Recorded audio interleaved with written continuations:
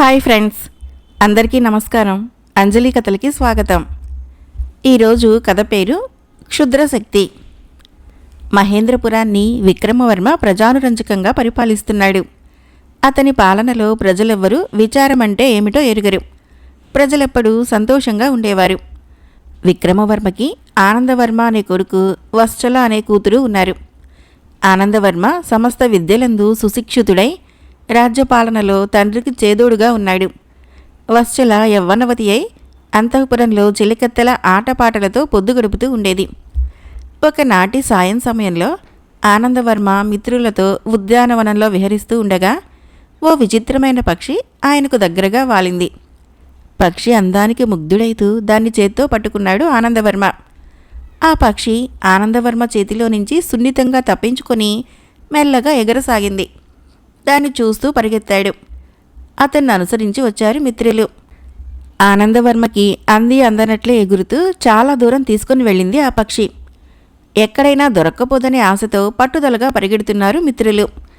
అలా పోగా పోగా దట్టమైన అరణ్యంలోకి ప్రవేశించారు.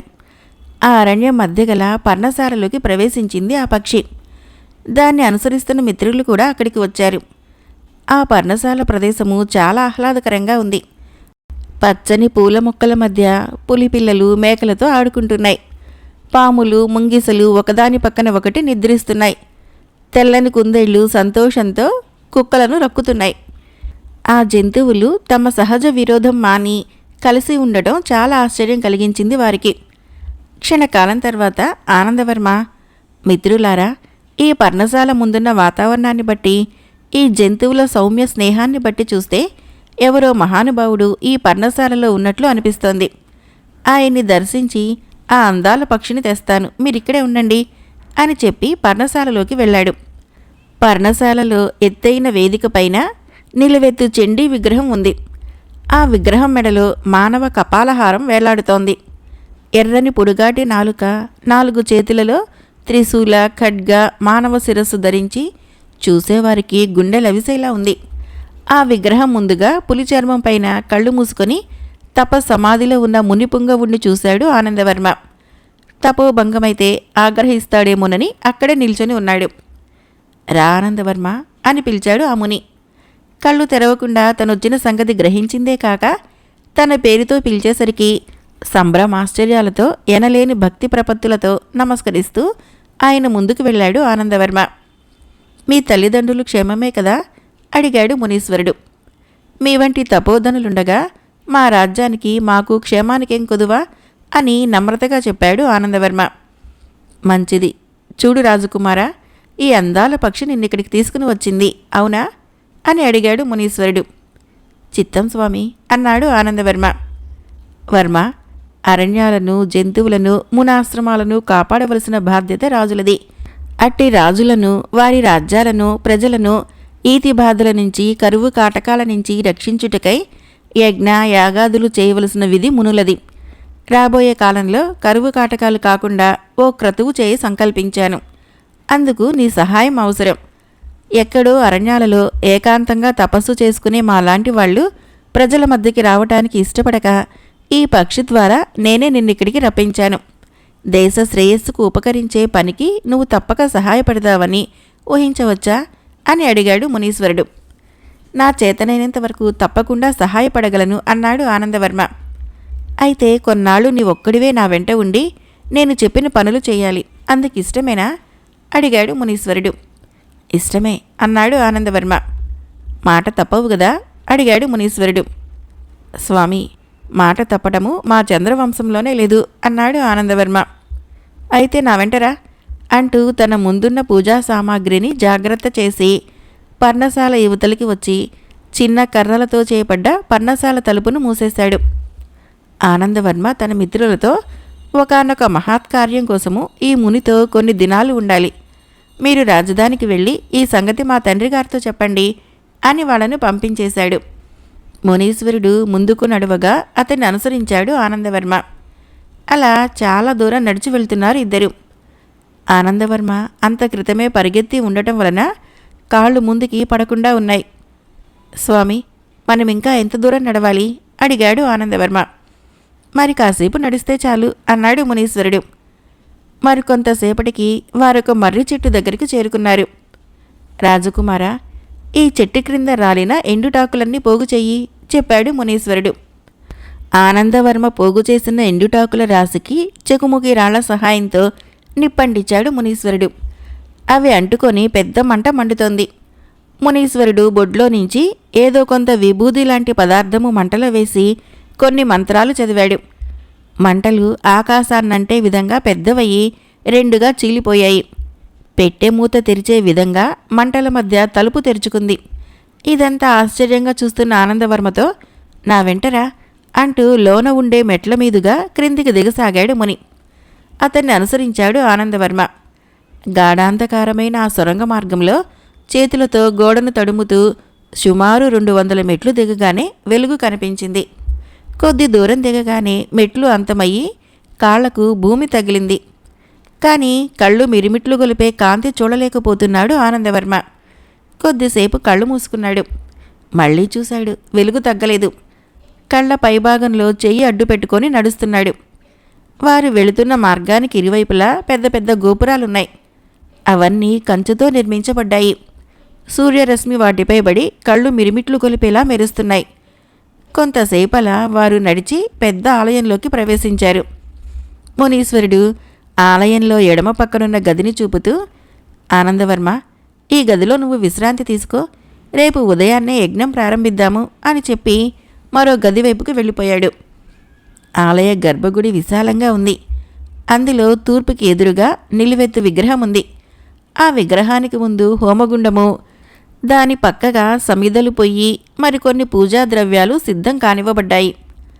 మునీశ్వరుడు శుచిగా వచ్చి హోమగుండం ముందు కూర్చొని యజ్ఞం ప్రారంభించాడు. ఆయన యజ్ఞం చేస్తున్న సమయంలో ధనుర్బాణాలు, చంద్రాయుధము ధరించి ఆలయం ముందు కాపలా కాస్తున్నాడు ఆనందవర్మ. 4 రోజులు గడిచాయి. ఓ సాయంత్రము మునీశ్వరుడు, వర్మ, రేపటితో ఈ యజ్ఞం పూర్తయితుంది. ఈ మాత అనుగ్రహించి దివ్య ప్రసాదాన్నిస్తుంది. ఆ ప్రసాదం ఎవరైతే స్వీకరిస్తారో వారు ఈ ప్రపంచంలో సాటిలేని వారైతారు. కాబట్టి ఆ ప్రసాదాన్ని నీకివ్వదలిచాను. రేపు ఉదయానికల్లా నువ్వు శుచివై సిద్ధంగా ఉండు అని చెప్పాడు. ఆఖరి రోజు యజ్ఞము గొప్ప దీక్షగా జరుగుతోంది. మునీశ్వరుడు మంత్రాలు వల్లిస్తూ అప్పుడప్పుడు నెయ్యి హోమంలో వేస్తున్నాడు. సూర్యుడు నడిమింటికి వచ్చే సమయంలో యజ్ఞగుండం నుంచి పెద్ద శబ్దంతో పాటు రాగి కలశం ఆవిర్భవించింది. మునీశ్వరుడు లేచి 2 చేతులతోనూ రాగి కలశం అందుకొని కళ్ళకద్దుకున్నాడు. ఆనందవర్మ దగ్గరికి వచ్చి, చూడు కుమారా, మన శ్రమ ఫలించింది. అదిగో మాతాప్రసాదం, నువ్వు దీన్ని కళ్ళకద్దుకొని కడుపులోకి పుచ్చుకో అని చెప్పి అతనికిచ్చాడు. ఆ ప్రసాదాన్ని కళ్ళకద్దుకొని ఒక్కసారిగా నోట్లో పూసుకుని తాగేశాడు ఆనందవర్మ. సలసలా కాగే సీసం తాగితే ఎలా ఉంటుందో అదే విధంగా ఉంది ఆనందవర్మకి. కళ్ళు బైర్లు కమ్మాయి. అమ్మా అంటూ నేల మీద పడిపోయాడు. అతనికి స్పృహ లేదు. అతని పరిస్థితిని చూసి మునీశ్వరుడు గర్భగుడి దద్దరిల్లేలా అట్టహాసం చేస్తున్నాడు. మధ్య మధ్య నా జన్మ తరించింది, నా జన్మ చరితార్థమైంది అనుకుంటున్నాడు. ఇహ నాకడ్డు లేదు, ఈ ప్రపంచమంతా నాదే, నాదే, నాదే అంటున్నాడు. ఆనందవర్మ రాజ్యక్షేమం కోరి మునీశ్వరుని వెంట వెళ్ళి సంవత్సరమైంది. ఇంతవరకు అతని జాడ కూడా తెలియలేదు. వృద్ధాప్యంలో ఉన్న విక్రమవర్మ కుమారుడు లేడన్న విచారంతో అన్నపానీయాలు ముట్టక రోజురోజుకి శుష్కించిపోతున్నాడు. రాజకార్యాల్లో ఆసక్తి చూపటం లేదు. దేశంలో అరాచక శక్తులు బలపడి అక్కడక్కడ కల్లోలాలు, కొట్లాటలు తలెత్తుతున్నాయి. విక్రమవర్మ పేరు కలవరిస్తూ మంచం పట్టాడు మహారాజు. ఒకనాడు వశ్చల తండ్రి వద్దకు వచ్చి, నాన్నగారు, నేను వెళ్ళి అన్నయ్యని వెతికి తీసుకుని వస్తాను అంది. చూడమ్మా, ఆడపిల్లవు, వయసులో ఉన్నదానివి, నువ్వు ఎక్కడికని వెళ్తావు? కొడుకు లేడనే విచారంతో జీవోత్సవంలో ఉన్న నన్ను విడిచి నువ్వు కూడా వెళ్తావా? నువ్వు అలా వెళ్ళినా అన్నయ్యని తీసుకుని రాగలవా? వద్దమ్మా, వద్దు. అలాంటి ఆలోచన మాని నా కళ్ళ ముందు నువ్వైనా ఉండు అని చెప్పాడు విక్రమవర్మ. తండ్రి పరిస్థితి చూసి విలవిలా ఏడ్చింది వశ్చల. ఏమనుకున్నాడో ఏమో, ఆమెను దగ్గరగా పిలిచి ఏదో చెప్పి కొంత సైన్యాన్ని చెలికత్తెలతో పంపించాడు విక్రమవర్మ. చంద్రపురి రాకుమారుడు అన్ని విద్యల్లో ఉత్తీర్ణుడై, గురోత్తమ, మీ దయవలన అన్ని విద్యలు నాకు చెప్పారు. బ్రహ్మ విష్ణు ఈశ్వర ప్రతిరూపాలు గురువే. సాక్షాత్తు పరబ్రహ్మ రూపులైన గురుదేవుల రుణం తీర్చలేం. అయినా నా తృప్తి కోసము గురుదక్షిణగా మీకేం కావాలో కోరుకోండి అన్నాడు చంద్రపాలుడు. శిష్యుడి భక్తి వినయాలకు మురిసిపోతూ, నాయనా చంద్రపాల, నీలాంటి శిష్యులుండటం కన్నా గురువుకి సంతృప్తికరమైందేదీ ఉండదు. నువ్వు నేర్చుకున్న విద్యలు సద్వినియోగం చేయాలి. దీన జనోద్ధరణ, ధర్మము తప్పక పరిపాలన ఇవి క్షత్రియుడికి ఉండవలసిన ముఖ్య గుణాలు. వాటిని విస్మరించక రాజ్యం పాలించు. ఇహపోతే గురుదక్షిణంటావా? నాకు అవసరం వచ్చినప్పుడు నేనే అడుగుతాలే అని అన్నాడు గురువు అగ్నిశర్మ. గురువు ఆశీర్వాదం పొంది చంద్రపురికి బయలుదేరాడు చంద్రపాలుడు.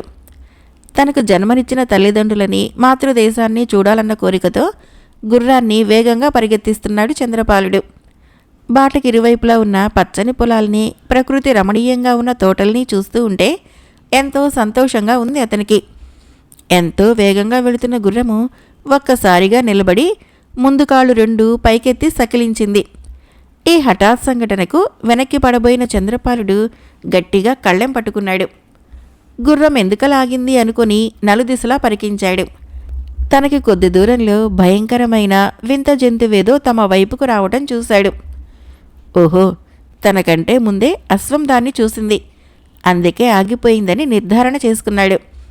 ఇంతలో మనిషిలా కాళ్ళు చేతులు ఉండి ముఖం మాత్రము వింత జంతువులా ఉన్న వింత మృగము గుర్రం ముందుకు వచ్చింది. చంద్రపాలుడు ఎడంచేతితో కళ్ళెం పట్టుకొని కుడి చేతిలో వరలో నుంచి ఖడ్గాన్ని తీశాడు. అతడలా కత్తిదుయగానే, అమ్మబాబోయ్ మిత్రమా, నన్నేం చేయకు అని మొహానికున్న జంతు ఆకార తుడుగును తీసిపారేసి నిలబడ్డాడు ఒక మనిషి. అతన్ని చూసి చంద్రపాలుడు గుర్రం దిగి అతన్ని కౌగలించుకున్నాడు. అతడు చంద్రపాలుని చిన్ననాటి స్నేహితుడు ఆనందం. ఆనందం, బాగున్నావా? నాన్నగారు కులాసాగా ఉన్నారా అంటూ కుశల ప్రశ్నలు వేశాడు చంద్రపాలుడు. అంతా బాగానే ఉన్నారు. నువ్వీరోజు వస్తావని తెలిసి నీ రాక కోసం ఎదురు చూస్తూ ఉన్నాను. నిన్ను చూడాలని నేను ఎదురుగా వస్తున్నాను అని చెప్పాడు ఆనందం. ఆనందాన్ని కూడా తన గుర్రంపైకి ఎక్కించి చంద్రపురి దిశగా ప్రయాణం సాగించాడు చంద్రపాలుడు. ఒకరోజు ఉదయాన్నే మహేంద్రపురి యువరాణి వశ్చల చెలికత్తెలను, కొద్దిపాటి సైనికులను వెంటబెట్టుకుని కామపాలుని వద్దకు వచ్చింది. వశ్చలను చూడగానే కామపాలుని భార్య జ్యోత్స్నాదేవి ఆనందంగా ఎదురెగి తోడ్కొని వచ్చింది. ఆమెను కౌగలించుకొని ఏడ్చింది వశ్చల. ఆమె వెంట వచ్చిన సైనికుల దండనాథుడు మహారాజుతో ఆనందవర్మ స్నేహితులతో విహారానికి వెళ్ళటము, ఇంతవరకు అంతు లేకుండా పోవటము, రాజుగారి పరిస్థితి అంతా వివరంగా చెప్పాడు. ఇంతవరకు మహావీరులు ఎంతోమంది సైనికులు ఆనందవర్మను వెతకటానికి వెళ్లారు. కానీ అతని జాడ కనుక్కోలేకపోయారు. ఈ విషయాలన్నీ మా మహారాజు మీకు విన్నవించమన్నారు అని మళ్ళీ చెప్పాడు దండనాథుడు. అదంతా తెలుసుకున్న మహారాజు ఎంతో విచారించి తానెలాగైనా ఆనందవర్మ జాడ తెలుసుకుంటానని, అంతవరకు ఆరోగ్యం జాగ్రత్తని, వశ్చల కొంతకాలం ఇక్కడే ఉంటుందని దండనాథుడికి చెప్పి వారిని పంపించాడు మహారాజు. చంద్రపాలుడు వచ్చిన రోజున చంద్రపురి వాసులంతా వేడుకలు జరుపుకున్నారు. మహారాజు కామపాలుడు బ్రాహ్మణులకు దానధర్మాలు చేశాడు. చంద్రపాలుడు స్నేహితులతో సరదాగా గడుపుతున్నాడు. వశ్చల అందచందాలకు, వినయ విధేయతలకు ఎంతగానో ముగ్ధుడయ్యాడు చంద్రపాలుడు. వశ్చల మనసులో చంద్రపాలుని పైన ప్రేమ అల్లుకున్నది. విక్రమవర్మ, కామపాలుడు సమవయస్కులు. ఒకే గురువు వద్ద విద్యలను అభ్యసించి ఎంతో స్నేహంగా ఉండేవారు. తమ స్నేహంతో పాటు బంధుత్వం కూడా కలుపుకుందామనే తలంపు కూడా కలిగింది. కానీ ఇప్పుడు తన బంధువు ఆపదలో ఉండగా అతన్ని కాపాడటము తన ధర్మంగా ఎంచుకున్నాడు కామపాలుడు. ఈ విషయం కుమారుడికి చెప్పి, నాయనా, మనం ఎలాగైనా ఆనందవర్మ ఎక్కడున్నాడో తెలుసుకోవటము, విక్రమవర్మ కుటుంబాన్ని ఉద్ధరించటము ప్రస్తుతం తన కర్తవ్యం. కాబట్టి నీ సాయశక్తిలా ప్రయత్నించి ఆనందవర్మను తీసుకునిరా అని చెప్పాడు కామపాలుడు. నాన్నగారు, రేపే నేను బయలుదేరి ఆనందవర్మ ఎక్కడున్నా తీసుకుని వస్తాను అని తండ్రితో చెప్పాడు. ఆ మాటలకు ఎంతో సంతోషపడింది వశ్చల. కుమారుని ధైర్య సాహసాల మీద, పట్టుదల మీద నమ్మకమున్న కామపాలుడు సరే అని కుమారుణ్ణి దీవించాడు. మర్నాడు ఉదయాన్నే తన పంచకళ్యాణి గుర్రంపైన ఉత్తర దిశగా ఆనందవర్మను వెతకటానికి బయలుదేరాడు చంద్రపాలుడు. పట్టణం దాటి విశాలమైన బాటగుండా పోతోంది గుర్రం. చంద్రపాలుని ఆలోచనలు పరిపరి విధాలుగా ఉన్నాయి. ఆనందవర్మ ఎక్కడుంటాడు? ఇంతకాలము అతనేమైనట్లు? పక్షి వెంట వెళ్ళి మునితో వెళ్ళాడని చెప్పారు. ఎవరా ముని? ఎక్కడైనా ఉంటే అతన్నెలా పోల్చుకోవటము? ఇలా సాగుతున్నాయి అతని ఆలోచనలు. అంతలో రక్షించండి, రక్షించండి అనే ఆర్తనాదం వినిపించింది చంద్రపాలునికి. ఆలోచనలు కట్టిపెట్టి ఆర్తనాదం వినిపించిన దిక్కుగా గుర్రాన్ని అదిలించాడు. కొంత దూరం పోగానే ఓ కంచు విగ్రహము 4 మనుషుల్ని ఎత్తుకొని వెళ్ళిపోతుంది. ఆ మునుల భార్యలు, పిల్లలు రక్షించండి అని గోలగా అరుస్తున్నారు. చంద్రపాలుడు విగ్రహం ముందుకు పోనిచ్చాడు తన గుర్రాన్ని.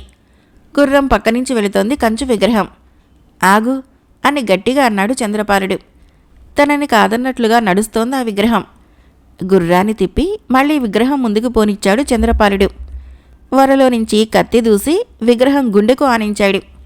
కానీ ఆ విగ్రహం కత్తిని తోసుకుంటూ ముందుకు కదిలింది. చంద్రపాలుడికి కోపం వచ్చి విగ్రహం వీపుపైన కత్తితో కొట్టాడు. కణేళ్ళమని శబ్దం వచ్చింది కానీ విగ్రహం ఆగలేదు. చంద్రపాలుడు మళ్లీ గుర్రాన్ని విగ్రహానికి ఎదురుగా తిప్పి విగ్రహం గుండెల్లోకి కత్తిని దించాడు. కత్తి దిగలేదు కానీ విగ్రహము కుడి చేత్తో గుర్రాన్ని నెట్టింది. దాంతో ఓ 10 అడుగులు వెనక్కి వెళ్ళి పడిందా గుర్రం. లాఘవంగా పక్కకి దూకాడు చంద్రపాలుడు. అతడు వెంటనే లేచి విగ్రహం ఎదురుగా వెళ్ళి 2 చేతులతో దాన్ని ఆపాలని చూశాడు. చంద్రపాలుణ్ణి ఎత్తి దూరంగా విసిరేసింది విగ్రహం. చిన్న రాయిపైన పడ్డాడు అతను. పృష్ఠభాగము కలుక్కుమంది. 2 ఘడియల వరకు లేవలేకపోయాడు. ఈలోగా విగ్రహం చాలా దూరం వెళ్ళిపోయింది. మునుల భార్యలు, పిల్లలు చంద్రపాలుని చుట్టూ చేరారు. గుర్రం కూడా అతని వద్దకు వచ్చింది. మునులను కాపాడలేకపోయానన్న బాధ, విగ్రహం వలన పరాభవము అతనిలో దహించుకుపోతున్నాయి. మునుల భార్యలకు నమస్కరిస్తూ, అమ్మలారా, నేనెలాగైనా మీ భర్తలను రక్షిస్తాను, మీరంతా మీ ఆశ్రమాలకు వెళ్ళండి అని చెప్పి గుర్రం వీపుపైన చేతితో రాసి చటాలున గుర్రాన్ని అధిరోహించి విగ్రహం వెళ్ళిన దిక్కుగా వెళ్ళిపోయాడు చంద్రపాలుడు. కాళీమాత ఆలయంలో సుమారు 200 మంది బ్రాహ్మణులను, మునులను వరుసగా కట్టేసి తన అనుచరుల చేత కొట్టిస్తున్నాడు ఆనందవర్మను తీసుకుని వచ్చిన ముని. అప్పుడప్పుడు అతను ఒక్కొక్కళ్ళ వద్దకు వెళ్ళి, చిరాయు యజ్ఞం ఎలా చేయాలో చెప్తారా, చెప్పరా అంటూ అడుగుతున్నాడు. మాకు తెలియదని కొందరు. ఛీ నీచుడా, నీలాంటి దుర్మార్గులకు మేము చిరాయువు యజ్ఞం గురించి చెప్పడమా అంటున్నారు కొంతమంది.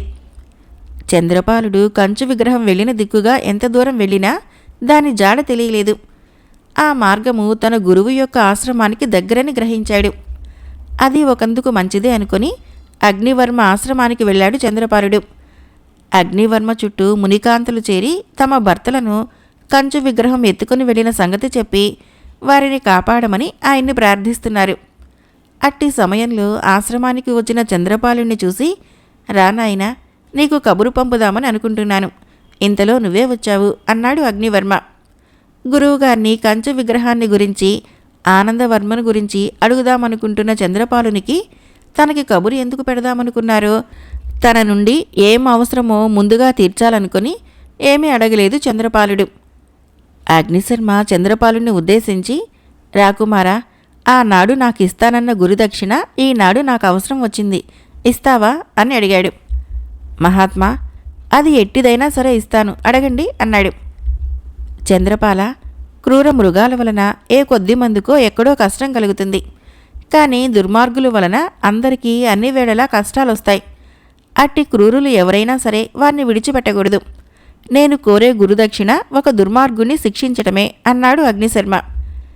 చంద్రపాలుడు కత్తిపిడి మీద చెయ్యి వేసి, గురువర్య, మీకు మీ ఆశ్రమవాసులకు కష్టం కలిగించిన ఆ దుర్మార్గుడెవరు? అతన్ని మీ ముందే శిక్షిస్తాను, చెప్పండి గురుదేవా, చెప్పండి అని ఆత్రంగా అన్నాడు. అగ్నిశర్మ ఓ క్షణం కళ్ళు మూసుకొని, నాయనా, ఎవరో మాయావి మహానికృష్టుడు ఈ పనులు చేస్తున్నాడు. వాడే బ్రాహ్మణులను, మునులను బాధిస్తున్నాడు.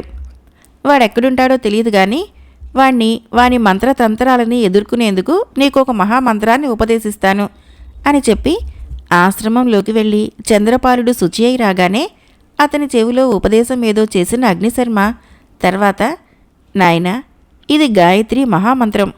భూత ప్రేత పిశాచాలు, దుష్టశక్తులు నిన్ను దరిచేరవు అని చెబుతూ తాను ధరించిన రుద్రాక్షమాలను తీసి చంద్రపాలుని మెడలో వేస్తూ, ఎదుటివాడు ఎలాంటి రూపంలో ఉన్నా వాడి యథారూపం బయటపడి వాణ్ణి నిర్వీర్యునిగా మార్చగల ఈ రుద్రాక్షమాల నీకు రక్షగా ఉంచుకో అని చెప్పి చంద్రపాలుణ్ణి ఆశీర్వదించాడు అగ్నిశర్మ.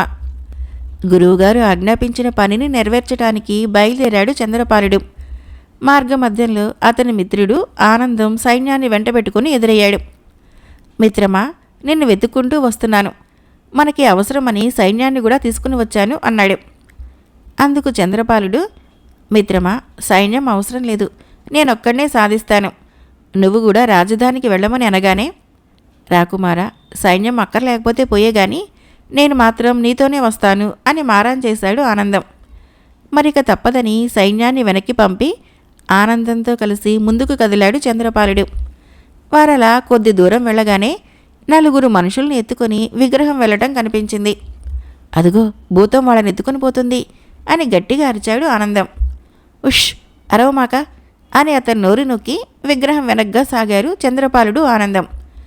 అత్యద్భుతంగా కంచుతో నిర్మించిన ఆలయంలోకి వెళ్ళి మూనులను దింపింది ఆ విగ్రహం. స్నేహితులిద్దరూ విగ్రహం వెనుకగా వచ్చి ఆలయాన్ని సమీపించారు. ఆలయంలో ఏదో కోలాహలం వినబడుతోంది. ఆలయం చుట్టూ పరమేశ్వరునికి రుద్రగణాల్లాగా బల్లాలు శూలాలు పట్టుకొని నిల్చున్నారు ముని అనుచరులు.